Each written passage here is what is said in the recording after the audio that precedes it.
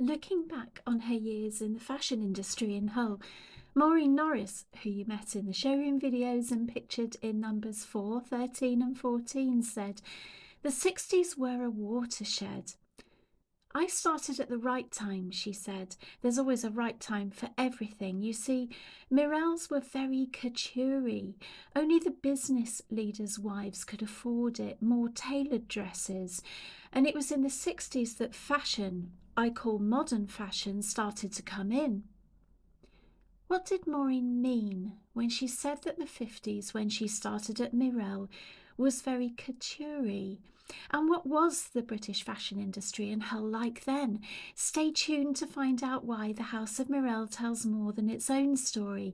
It says everything about what happened in Hull at the same time. Model houses, couture and wholesale couture eventually made way for mass production, bringing us the ever-changing industry of disposable, fast, modern fashion that we know today.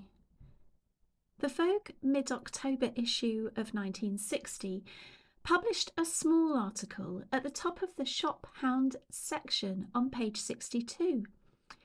Near the back pages and tucked into the central spine was some text in a small, delicate typeface, a picture beside it of a model wearing a boxy jacket straight to the hips and matching straight skirt, slender but not so tight as to hobble when walking, a trim and trendy silhouette at the beginning of the decade.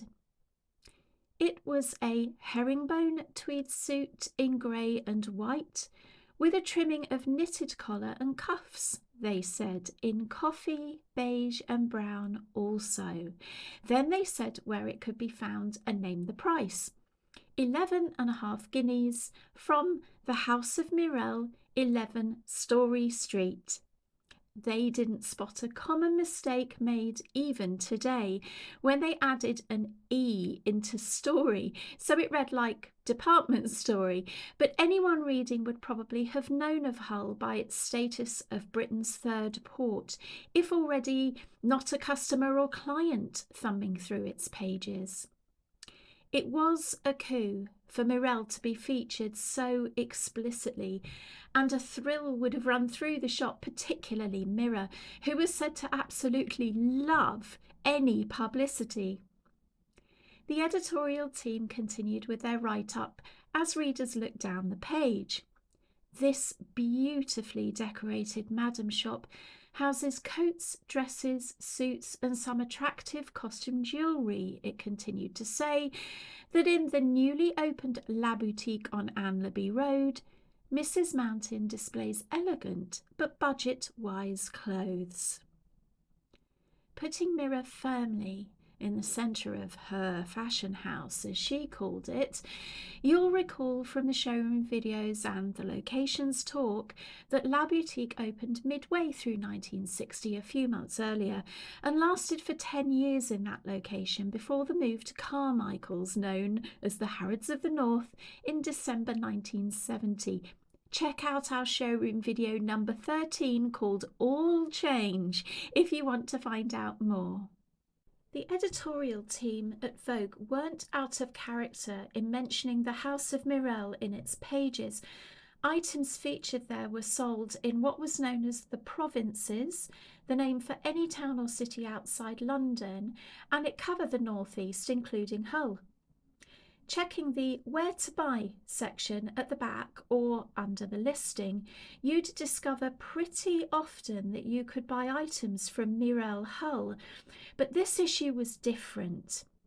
Those were articles general to the whole of Britain from the point of view of a particular model or line, but in this they devised a supplement focusing on Yorkshire and featuring the city of Hull, as well as other pinpoints on the map of the northern English landscape.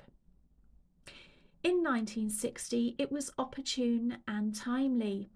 Hull's chain of docks were jostling, clamouring and bustling, with fishing trawlers going to and fro, goods like timber and fruit arriving from all over Europe and farther away, as you learned in our Australian wedding dress video. Like the waters themselves, the city was never silent, and to the inhabitants of Britain's third port, which means the most successful waterborne economy behind the capital London and Liverpool in the northwest, it couldn't possibly fail, as those wives of business leaders that Maureen mentioned made wealthy by their husbands would have thought. But it was only within a few years, records say from 1963 onwards, that a change was noticeable, and Sue Eggleston, the showroom girl modelling the wedding dress you've seen already, said Hull was going down the tubes by then. She meant the mid to late 60s. By 1967, after she'd left to model in the Caribbean, closely followed by people like Peggy Wilson, who you also met in the Australian wedding dress video, who moved away with her husband Bill when his career at big names in Hull, like Elliman's Wilson line, Townsend Torrison and Outred and Harrison, faltered. There wasn't much money by the mid-60s, he said. Why is this so important to our story? Because, coincidentally, it was also the time that the British fashion industry started to see big changes in the way it was structured, made, marketed and sold. Stay tuned to find out what was going on in the 60s to Hull and wholesale couture. Maureen's comment 50 years later that Mirelle was couture-y and only business leaders' wives could afford it fitted with the way Vogue described this very individual madam shop in the British landscape. The phrase madam shop would have conjured up an exclusive atmosphere where personal service was key, and like thousands all over Britain, the House of Mirelle and its suppliers of fashion had excellent relationships which made them successful. The memories of showroom girls in the 60s show that travelling representatives of fashion houses would often be seen in the showroom visiting Mira and Molly, its directors, and this accentuates the one-to-one personal service that existed between Mirelle Hull and some of its suppliers. We'll cover the fashions they sold in a separate video, so don't forget to subscribe. Unfortunately, it's a complete mystery which label or manufacturer this suit was made by, because it doesn't name it in the article, merely printing a photo which appears to have been taken by David Bailey, because the name Bailey is underneath it, and the price in the old sterling quantity of guineas. 3 years later, in 1964, Lynn Hardman joined the team as a showroom junior. You met her in the showroom videos. And looking back, she said, yep, everything was in guineas at House of Mirelle. It was guinea this, guinea that, which, as you can see, was matched by what this suit cost at 11.5 guineas in 1960, a guinea being 21 shillings, making this about £13 then, which would be about £238.45 in January 2023. If you're drawing breath at the price, for Mirelle, this was not by any means the most expensive item, not by a long chalk. Knowing it as well as I do, I think by the price it might have even been sold at La Boutique at the budget end of the market. Yup, even La Boutique was pricey. So how did they get that suit in stock? And what does that say about both them and the fashion industry at the time? Let's dive in. In 1960, when the article was printed, Mira and Molly Kidd, who went buying for Mirelle, knew there were two major centres of fashion, even three. The first undisputed leader was Paris, who had its own couture industry as well as pret-à-porter, the French word for ready-to-wear. Paris was something else, it really was. And by then Italy was producing its own clothes, also the third centre of European fashion. But by 1960, London and Britain had an industry and identity all of its own, which was very long established, reappearing straight after the war to grow enormously, but originating in the 1930s. So by 1960, 15 years after World War II ended, ready-to-wear clothes, that means clothes that were sold already made, as you'll remember, had long been created and sold in Britain.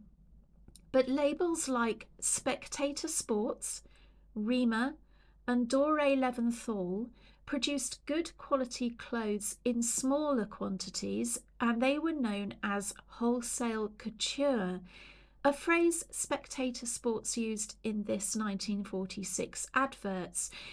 But they weren't like the labels we know today. So how were they different? And how did that make Yorkshire's Madam Shop successful in doing what it did? Back then, the word brand hadn't been invented, meaning an item of fashion or a label that is distinctly identifiable from other items or labels, having its own identity, in other words.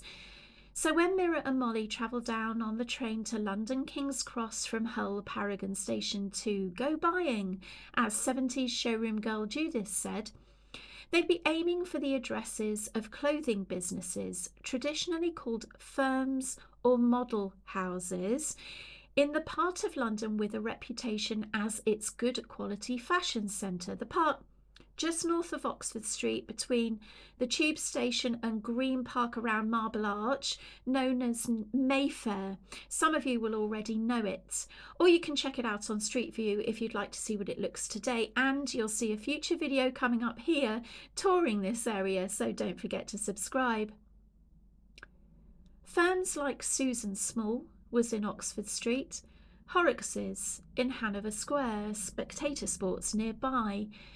Then these firms, known as model houses, were their own self-contained fashion companies and were really, really small in comparison to a brand like Next, which we know today.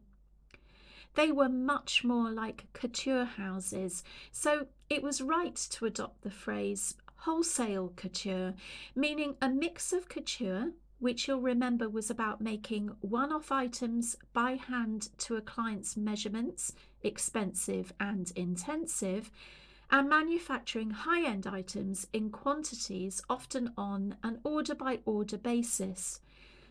Wholesale couture was a purely British phrase. It was adopted long before the war, but came into prominence just after it when labels like Spectator Sports used it in their advertising. It was a phrase clients recognised.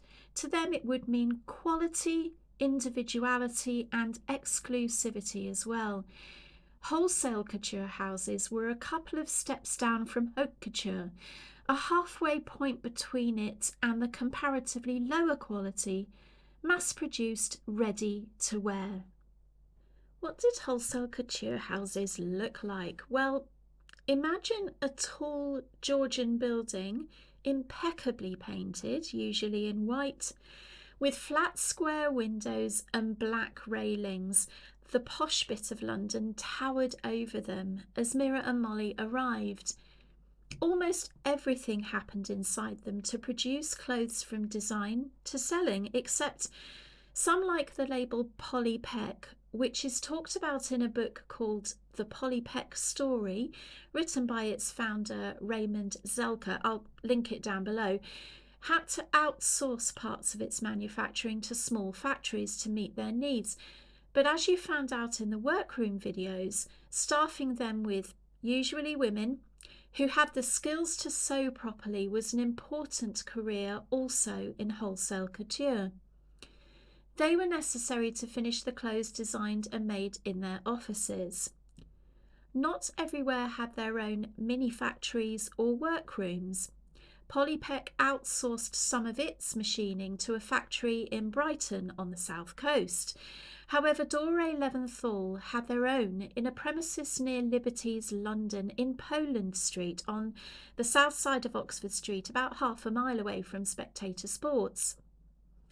Others used workroom hands in factories who really, really could sew to complete their designs. Surviving examples of wholesale couture in the Mirelle costume collection, like this dress by Doreé Leventhal, made in the late 60s to early 70s, we think, shows hand sewing alongside the machine. It was how they did it in wholesale couture back then. Let's step back for a moment to think about producing those high standards of clothes today. How easy would it be to run an economy based on wholesale couture? Not very. The infrastructure doesn't exist any longer, not to mention skilled workroom hands trained in and capable of this sort of finishing, or a business model based on short runs of designs.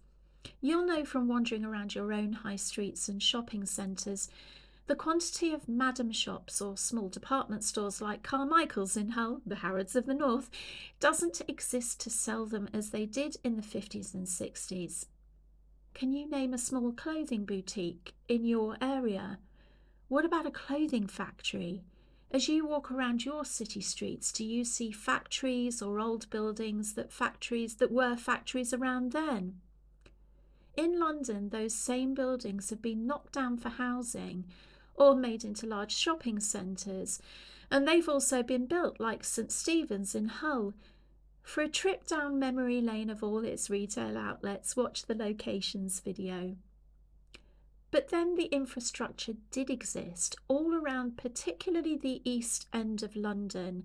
Areas like the trendy Hoxton and Brick Lane had clothing factories, which meant labels like Polly Peck could design, make and sell clothes from their own collections in their totally grand buildings, creating small runs of outfits, sometimes made based on commissions from their stockists, which meant based on what these madam shops ordered in advance. One order, one make, then put together by rows of seamstresses behind machines or threading the in and out of their needles to complete a zip, hem or sleeve like you saw in the Australian wedding dress video, which we're pretty sure is an example of a firm's design. Mirelle was the middleman, or woman, in measuring her up and ordering from a wholesale couture company, probably in London. Polly Peck is a good example and was stocked at Mirelle, which we know from an advert in the programme for An International Fantasia of Fashion. You'll remember from the showroom videos that was produced in October 1961. They often made spring, summer or autumn winter collections in quantities of which, at their height, gave them a pre-tax turnover of around £300,000, about £100,000 clear turnover after costs and taxes.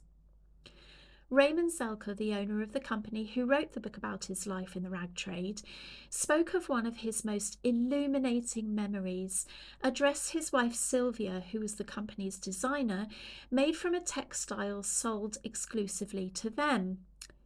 He describes it as a dress called Fancy Free, which had a distinctive little moulded strapless bodice cut from the black area and a circular multicoloured design in a billowing circular skirt.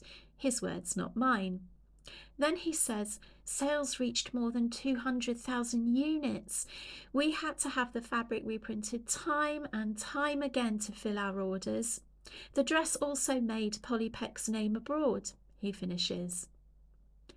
He also mentions a shift dress called G1, which did as well with orders. On the next page, page 62, he talks about how much the fashion industry has changed from the point of view of 2001 when he published his memoir. It was then possible to design one winning garment and market it in tens of thousands. Nobody seemed to worry too much about looking different or having a varied wardrobe of clothes. All women needed to look fashionable was that season's dress. Does his next comment chime with you who go out shopping? In the 1980s, the bulk of the ladies' fashion business was aimed at the 18 to 30 age group where coordinates was all important, he says. He mentions the chain Next, which those of you in the UK will know about, and says everything could be bought there from shoes, belts and homeware. It wasn't the same then. Then, by the time invitations went out for fashion shows, they were ready for buyers like Mira and Molly to travel down to see them, paraded by in-house models who walked for their potential buyers before orders were made. In other cities around Britain, similar firms existed, like a label called Lerose, who focused on knitted clothing. Lerose was in Birmingham. Trust me, these firms were everywhere. Springing up out of nowhere, labels like Madison Avenue London or Elka Couture were able to establish themselves within this network of factories, offices and skilled seamstresses to make a go of it like Polly Peck did. And in the early 60s, small to medium-sized wholesale couture labels like these were desirable and featured everywhere in the fashion press. We'll explain what labels were stocked at the House of Mirelle in another talk, but this describes the processes in play to bring them to their customers or clients, the wives of successful businessmen in Hull.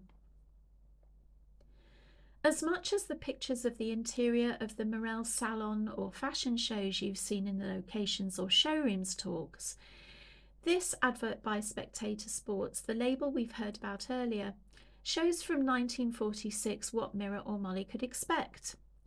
Today, 23 Grafton Street, where this advert says it recently moved to, is a contemporary gallery. But then it was the home of one of the biggest and most long-standing labels in wholesale couture, and as you can see from this talk, it was in good company.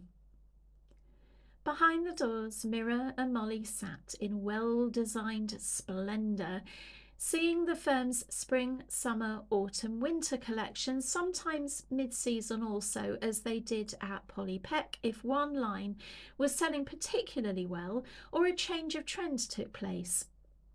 Mira and Molly selected what they knew would sell from the models, and Raymond Zelka also describes the process of reliance on these buyers as critical to how they designed their collections. He explains that it was, quote, withering to receive feedback once a collection had gone through this very finely tuned process to bring it to buyers, only to be told that a pocket on one outfit reminded a buyer of a school uniform. And yes, so important was that one little buyer from a madam shop, it had to be redesigned. Hang on, I say, no way. And what about the big fashion shows that we see all over the media? Well, you're correct in that they did happen in the days before the internet. London Fashion Week was invented in 1959, the year before the Yorkshire article, but showed clothes from all over the world.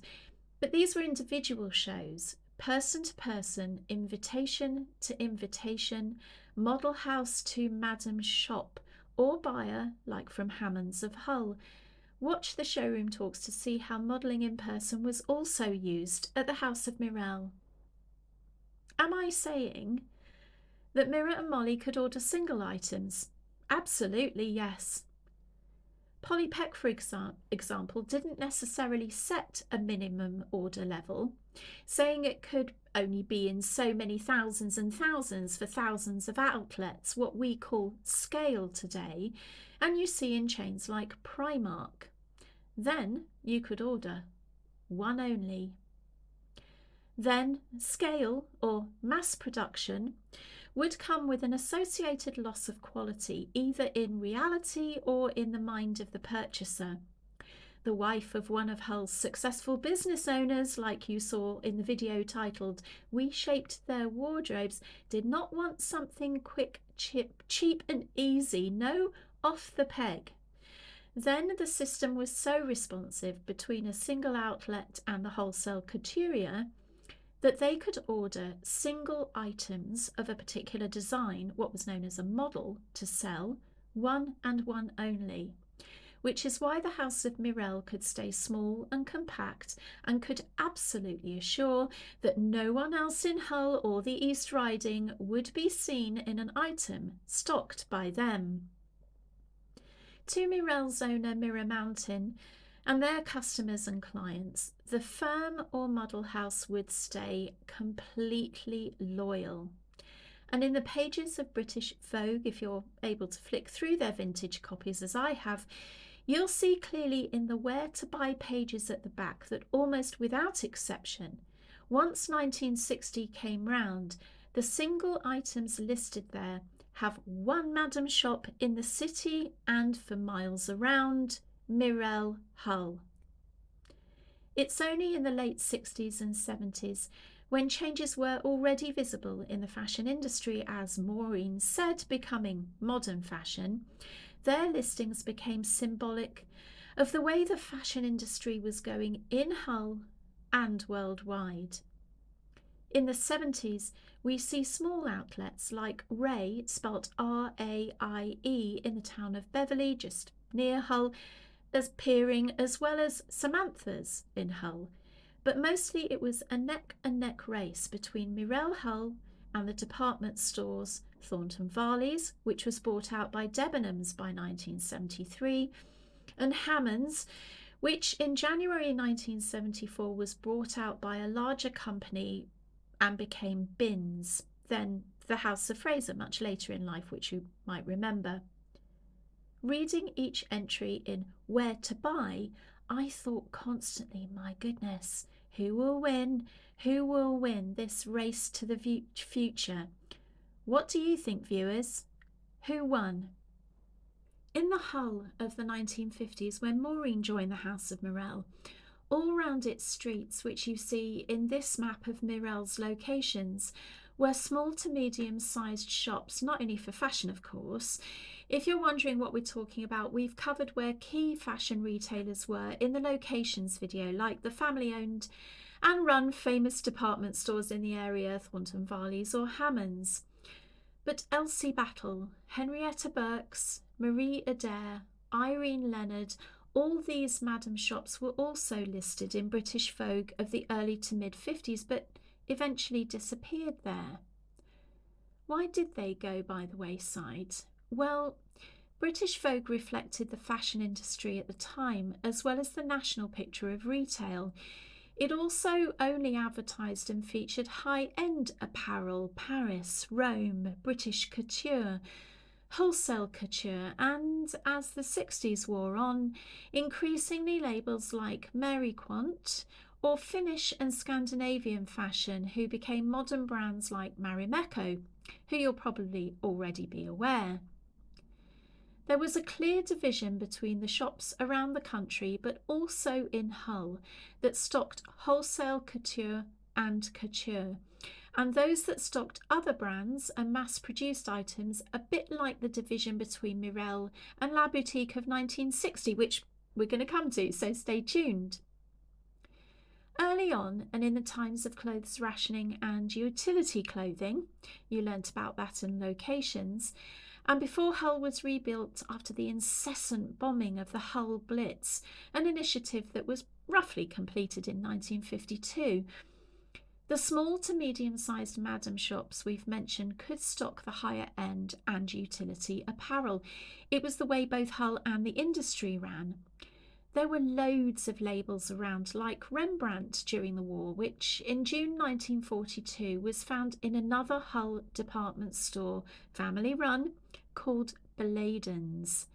Here you see that dress, which mentions in its write-up that it's price controlled, which is code for utility clothing, which you'll remember from the locations talk was a national initiative bringing good quality clothes to the masses and in place for Britain for 10 years between then and 1952. But what a great style it is, even though it's utility. You can see why people have said they felt utility upped the game in terms of ready-to-wear clothes in Britain after the war. But once utility ended in 1952, coincidentally when Maureen started at the House of Mirelle, the wholesale couture industry that really came into prominence from 1946 onwards, and the couture industry from Paris, London and Rome was going great guns.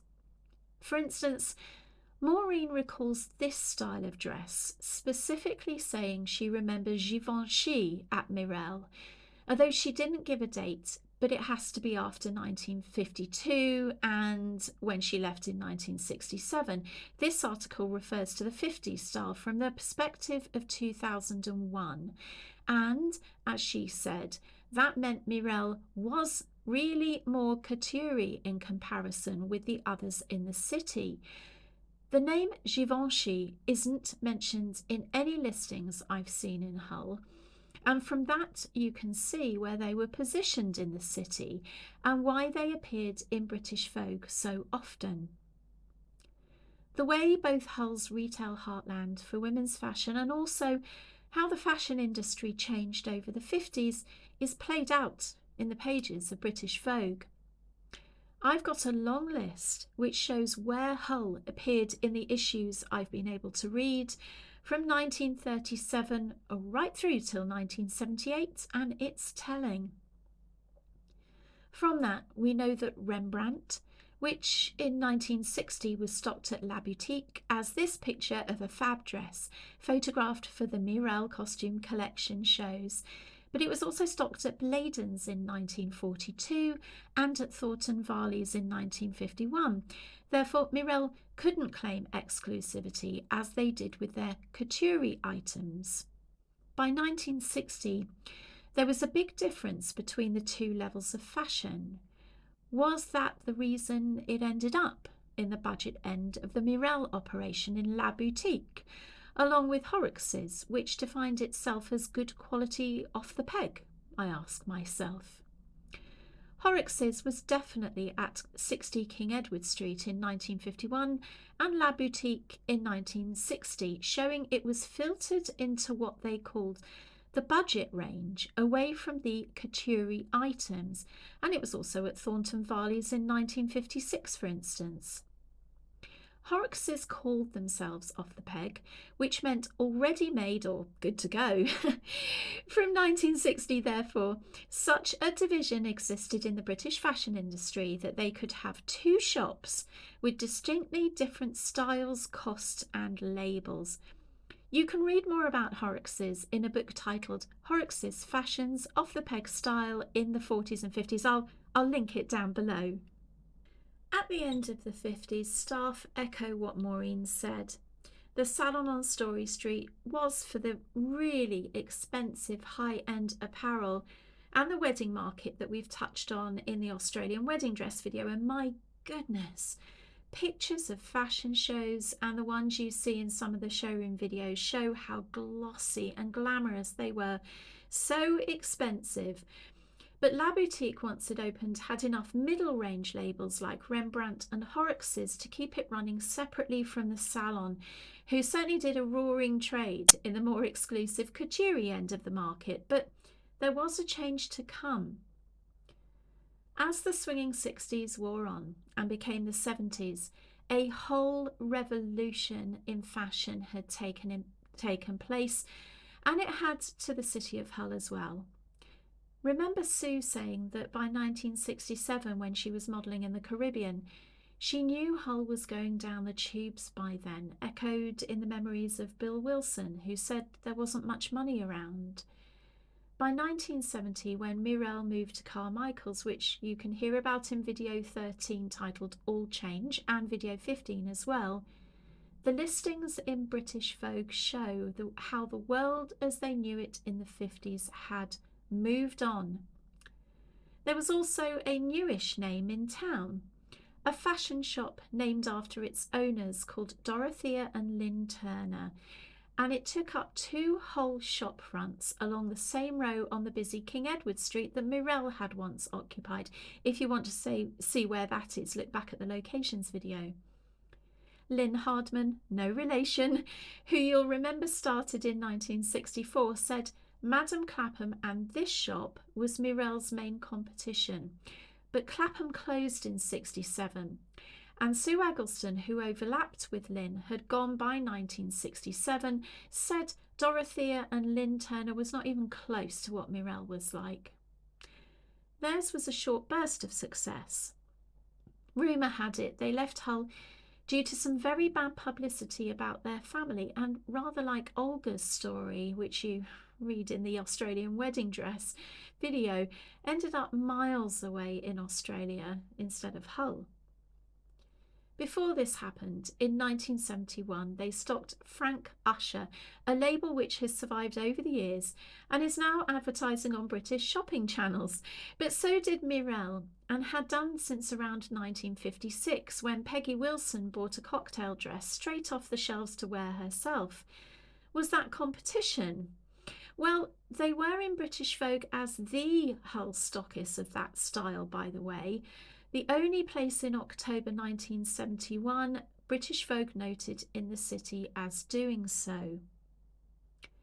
But Mirelle wasn't that much of a hostage to fortune, because at the end of 1970 they moved to another place that was featured in British Vogue, Carmichaels, known locally as the Harrods of the North. As you flick through the 70s editions, familiar labels appear, then disappear, as the names stocked at Mirelle folded. In October 1971, for instance, Susan Small, a British label which showroom girl Judith recalls clearly in the 70s, you met her in some of the showroom videos, was also at Hammond's, but then Susan Small ended, and it went like that. Aquascutum, an amazing brand with so much legacy at Hammond's throughout the 70s, and you'll see that as it continues. Thornton Varley's disappeared when it became Debenhams almost entirely, a few bits and pieces advertised there.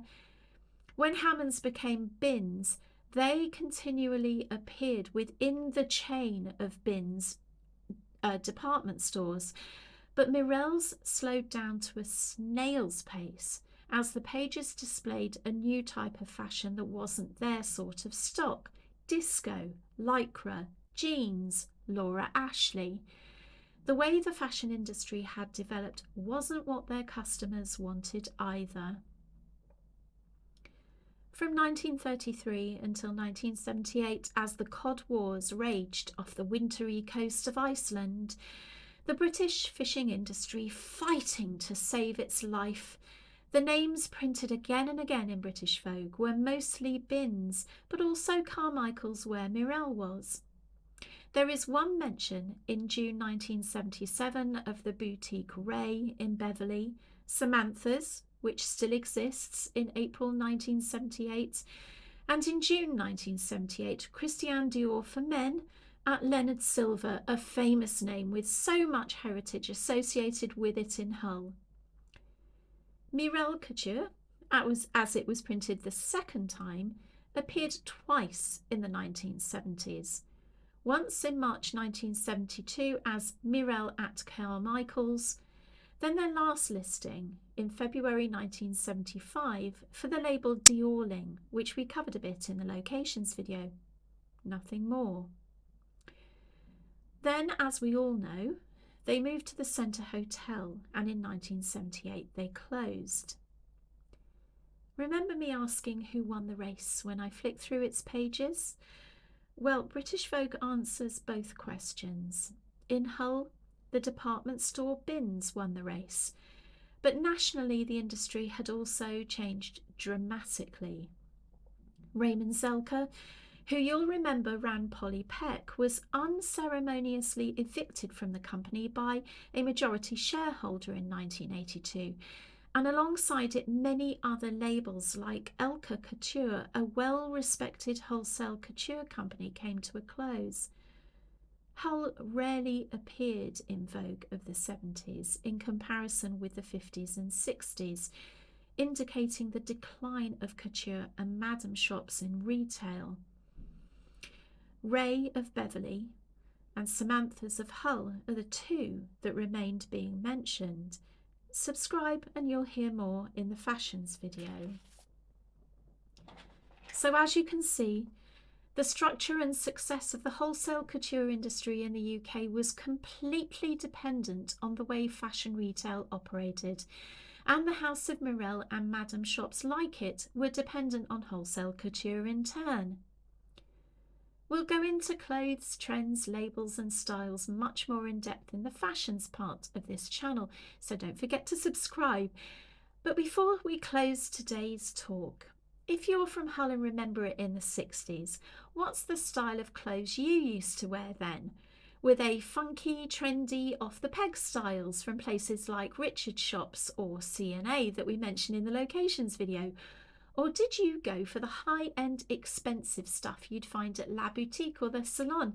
Let us know in the comments below.